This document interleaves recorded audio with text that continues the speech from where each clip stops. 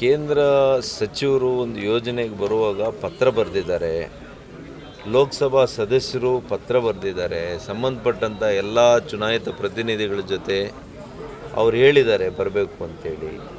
ದುರುದ್ದೇಶದಿಂದ ಹೋಗದೇ ಇದ್ದರೆ ಏನು ಮಾಡೋಕ್ಕಾಗ್ತದೆ?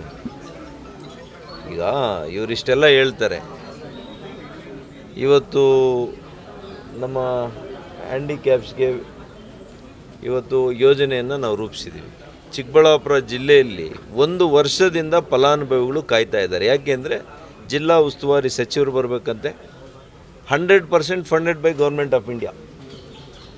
ಎಷ್ಟು ಜನ ಇರೋದು ಫಲಾನುಭವಿಗಳು? 1220 ಜನ. ಈ ದೊಣ್ಣೆ ನಾಯಕ ಮಂತ್ರಿ ಬರಬೇಕು ಅಂತೇಳಿ ಅವ್ರು ಕಾಯ್ತಾ ಇದ್ದಾರೆ 1 ವರ್ಷ. ಇಂಥದ್ದನ್ನು ಕೇಳಲ್ಲ ನೀವು. ರಾಜ್ಯ ಸರ್ಕಾರ ಇದೇ ಒಂದು ದುಡ್ಡು ಕೊಟ್ಟಿದ್ದು ಕೇಂದ್ರ ಸರ್ಕಾರ, ಯೋಜನೆ ಮಾಡಿಸಿರೋದು ಕೇಂದ್ರ ಸರ್ಕಾರ. ಅವರು ಬರುವಾಗ ಇವರಿಗೆ ಹೋಗುವಂಥ ಸೌಜನ್ಯ ಇರಬೇಕಲ್ಲ.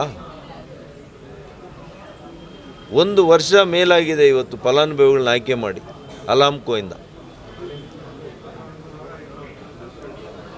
ಮಂತ್ರಿ ಇಲ್ಲ, ಶಾಸಕರಿಲ್ಲ, ಬೇಕು ಅಂತ.